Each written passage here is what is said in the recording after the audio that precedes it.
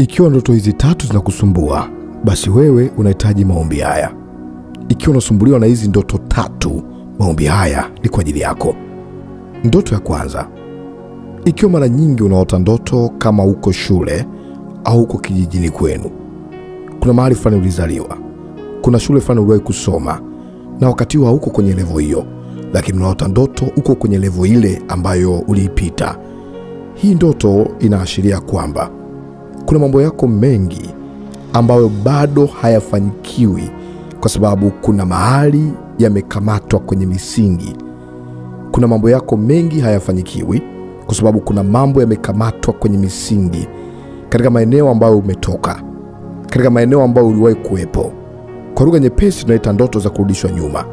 Kuota ndoto uko kwenye mazingira ya kwenu, au uko kwenye shule uliwahi kusoma, pengine unafanya mtihani, au pengine uko na wanafunzi wenzio, au uko kwenye darasa la zamani sana, uko na mwalimu wako. Mwingine unaota ndoto kama unapigwa, au kuna tukio fulani liliwahi kutokea shuleni linajirudia kwenye maisha yako, aliondoki. Unaota ndoto unakutana na watu ambao ulikutana nao zamani, watu ambao ulisoma nao zamani. Mwingine unaota ndoto kwenye kijiji chenu, kwenye nyumba yenu ya zamani, kwenye mazingira yenu ya zamani. Pengine uko kwenye eneo la poli, unakimbizwa na kitu, pengine ni nyoka au mnyama fulani anakukimbiza, alafu ghafla unashtuka. Unasema nilikuwa wapi? Ni kwa nini hii ndoto? Ndoto hizi zinaashiria kwamba kuna mambo yako yamezuiliwa. Nini kitatokea kwako ikiwa unaota ndoto hizi? Jambo la kwanza, utakuwa unapambana sana kufanikiwa kwenye mambo yako, na mambo yanapotaka yakamilike yanaanza moja. Kwa utajikuta ni mtu ambaye unaanza moja mara nyingi, ni mtu ambaye unapambana sana, ni mtu ambaye umefungiwa riziki, umefungiwa mipenyo fulani, vitu fulani, kibali fulani, au kuna jambo lako fulani ambalo unatamani litimie, halitimii.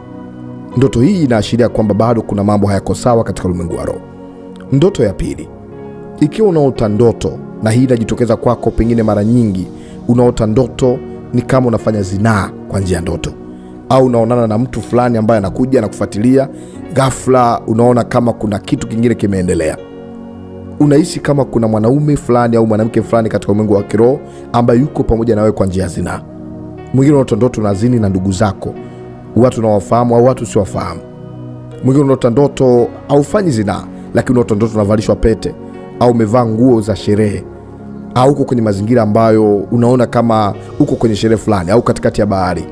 Mwingine unaota ndoto mara kwa mara unakutana na mtu wa jinsia moja na wewe. Basi ukiwa unaota ndoto hizi, tunatafsiri kama ni ndoto ya jini mahaba au spiritual husband, au mwanamke wa kipepo au mwanaume wa kipepo. Ndoto hii ikiwa kwako inajitokeza mara kwa mara, inaashiria kwamba katika ulimwengu wa roho kuna nguvu ya kimahusiano ambayo imekuvaa na ilipata mlango kupitia uchungu fulani, mazingira fulani, au maeneo fulani ambayo yalikuwa sio salama. Roho hii inaweza kumvaa mtu yeyote. Kuna aina mbili ya roho hizi. Kuna wale ambao ni miungu ya kifamilia, inakataa watu fulani wasioe watu fulani au wasioane na watu fulani, kwa hiyo yenyewe inawaoa na kuwamiliki, inazuia baadhi ya mambo. Na wengine ni majini mahaba ambao ni majini kabisa, naingia ndani yako, yanakuvaa, yanakuwa juu yako, yenye kazi yake ni kukuzuia kwenye mambo yafuatayo. Jini mahaba likiwa ndani ya mtu, kama uko kwenye ndoa yako itakuwa na magomvi ya mara kwa mara na sababu zisieleweke. Na mwingine kama uko kwenye ndoa, basi ndoa yako itakuwa na wakati mgumu wa kiuchumi. Kila mkipata pesa hamna kitu mnafanyia. Lakini kwa wale ambao hawako kwenye ndoa, kama ni binti, utakuwa unatumika miaka mingi haupati mahusiano, na ukipata mahusiano hayafikii hatima. Yaani mahusiano yako nyingi ukiipata haufikii hitimisho. Mambo yanaharibika tu ghafla tu. Au unaweza kuwa unapata watu ambao ni waume za watu, au unaweza kukuta upo tu upati yoyote na unawachukia wanaume bila sababu, lakini unatamani kuingia kwenye ndoa, lakini unajikuta unawachukia wanaume. Na mwingine inaweza kumpelekea asiwe na furaha ya kukutana na mwenza wake. Unakuta hauna furaha, yani usikii furaha ile. Ni kwa sababu hili jini mahaba linaweza kukufanya usipate ule ukaribu wa mwenza wako ili liweze kukutumia. Kwa hiyo kama ni mwanamke, utajikuta unapata mahusiano yakitaka yawe ndoa, litatokea jambo ambalo hujui limetokea wapi, litaharibu. Akitokea mtu anataka aonekane kwenu, mambo yataharibika. Na wakati mwingine akitokea mtu ambaye pengine ana moyo wa kukufikisha mahali fulani. Mwanzoni atakuja kwa kasi, kwa nguvu, lakini ghafla breki zitakamata, ataanza kuchukia, utakuwa na roho ya kuchukiwa. Na hii inaendaga mpaka kwenye mazingira yako ya kazi na maeneo yako ya kila siku. Mwanzoni unaanza kupendwa, lakini ghafla unachukiwa. Kwa hiyo jini mahaba inaweza kumpelekea mtu achukiwe bila sababu. Unakuta tu watu wamekuchukia, watu wanakutengenezea vikao, watu wanakuandama tofauti na vile ambavyo mwanzo walikuwa wanakuchukulia. Jini mahaba linaweza kumfanya mtu awe na matatizo ya uzazi. Unaweza kukuta una matatizo ya uzazi, magonjwa ya uzazi, uvimbe, UTI isiyoisha, matatizo ya haya na yale yanayohusiana na uzazi. Lengo lake ni kukufanya uwe wa kwao tu. Lakini mtu ambaye ana jini mahaba huwa linamfanya mtu huyo awe na hasira. Unakuwa na hasira kupita kawaida, alafu unafanya maamuzi fulani, ghafla unajutia, unasema kwa nini nimefanya maamuzi haya? Na kama ni kwa mwanaume, jini mahaba likimkamata linafungaga uchumi, linamfanya awe ni mtu pia kukataliwa, linamfanya aishiwe nguvu za kiume na asiwe na ukaribu na mwenza wake. Na wakati mwingine wanaume wengine nawapelekea anakuwa anajichua, ana mke lakini bado anahisi kama anataka apate utoshelevu fulani kwa njia nyingine. Na hata mwanamke pia baadhi yao huwa linawapelekea mambo haya. Jini mahaba linaweza likakontrol, ukajikuta maisha yako ni kama kuna mtu anayalimit, ni kama kuna mtu anayaongoza kwamba saa hii nataka yawe hivi, saa hii nataka yawe hivi. Jini mahaba likiwa ndani ya mtu linafunga kabisa, na hili jambo uweze unielewe, kibali. Unakuwa huna kibali cha moja kwa moja. Kwa kibali chako kinakuwa kinazuiliwa. Utakuta sasa upatikanaji wako wa fedha unakuwa ni mgumu, uchumi wako unapambana nao sana, vyanzo vyako vya mapato unapambana navyo sana, lakini hakuna chochote unachokifanya. Ni kama mtu anayeweka pesa kwenye mfuko uliotoboka, hakuna maendeleo unayoyafanya. Wanaweza kaja watu wakapatikana wa maana wakapotea. Vinaweza vikaonekana vitu vya maana vinakuja kwako, ghafla vikapotea. Unasema ni nini? Mbona naomba, mbona namtafuta Mungu, inakuaje? Na watu wengine jini mahaba limeenda mbali, hata akiwa mchana anahisi kabisa kuna upepo unakuja unamvamia, anahisi kama kuna kitu kinaendelea, anapata hisia kali na anahisi kama amevamiwa na nguvu ambayo sio ya kawaida. Jini mahaba limekuwa ni kati ya pepo la ndotoni linalowatesa watu wengi.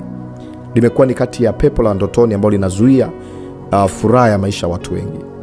Ndoto inayofuata ni ndoto, ikiwa unaota ndoto unakimbizwa au unakula chakula cha watu ambao kati yao kuna waliokufa, au unajiona uko makabrini, au unajiona uko na watu wengi alafu ameandaa chakula wanataka na wewe ule.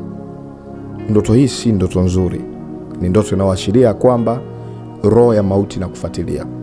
Inaweza kawa si mauti katika damu na nyama, lakini kawa ni mauti katika vitu vyako. Kwa hiyo utakuta vitu vyako vingi vinakufa, mambo yako mengi yanakufa. Unakuwa ni mtu wa hofu, mtu wa wasiwasi, mtu wa mashaka. Utajikuta mara nyingi unapatwa na tatizo la ghafla ambalo unakuta msaada wake ni mpaka labda ukope, au unakosa kabisa watu wa kusaidia. Ukiwa unaota ndoto ya kuwa na watu waliokufa, ni ndoto inayoashiria vitu vyako vinakufa na unakosa msaada wa mtu wa kukusaidia au mtu kushika. Ikiwa unaota ndoto hizi, unahitaji maombi ya kina ili uweze kuvuka kwenye mambo haya. Lakini nikukumbusha kwamba Yesu ndiye mponyaji wa ndoto hizi. Yesu ndiye tabibu wa ndoto hizi. Hakuna dawa, hakuna namna yoyote ya kusaidia nje ya nguvu ya kimungu ya Yesu Kristo, ambayo ikiingia ndani yako itakutenga kabisa na haya mandoto na utaona ufungulivu kwa jina la Yesu. Nataka nikuombee. Ikiwa ni mmoja kati ya wanaota ndoto za kuwa shule au nyumbani, mahali ambako umetoka, utanisaidia kugusa miguu yako. Funika macho yako, kaa karibu kabisa na sauti hii. Na ikiwa ni mmoja kati ya wanaota ndoto ya jini mahaba, nisaidie kugusa kidole chako, chochote kinachovikwa pete. Na kama una pete yoyote ambayo ni ya ulembo, itoe, ili ninapokuombea kisiwepo kizuizi. Na ikiwa unahisi unaota ndoto za watu waliokufa, au unakimbizwa, au unaona umechimbiwa shimo, ukidumbukia unasikia unapiga kelele alafu unashtuka, au unaona kuna poli kali umewekwa, unafuatiliwa na kitu cha kukutishia, basi wewe utaweka mkono kichwani kwako. Weka mkono kichwani kwako. Bwana Mungu, ninasema asante kwa ajili ya mpendwa huyu ambaye ameinua imani yake, amenisikiliza. Nami ninatambua kwamba Yesu, wewe ni tabibu, ni mponyaji. Neno lako ni kweli na uzima, na ndio maana tunasema maombi ni dawa. Tunajua kwamba wewe unatosha kumponya mtu huyu na kumfungua. Nami nimeinua mkono huu, kila mmoja na la kwake na msumbua. Mwingine ni vyote vinamtesa. Maisha yake yamekuwa hayana radha. Maisha yake yamekuwa hayana mahali yanaenda. Amechoka kuwa kwenye giza hili. Anataka aone ukombozi kwenye maisha yako. Naitwa mwombezi Pastor Godwin Ndelwa wa huduma ya Maombi ni Dawa. Mungu wa mbinguni akubariki. Jambo muhimu la kuzingatia, tumepata changamoto kidogo kwa mfumo wetu wa YouTube, kwenye akaunti yetu ya YouTube. Hivyo tuna akaunti mpya iliyoandikwa Maombi ni Dawa. Maombi ni Dawa, Pastor Godwin Ndelwa.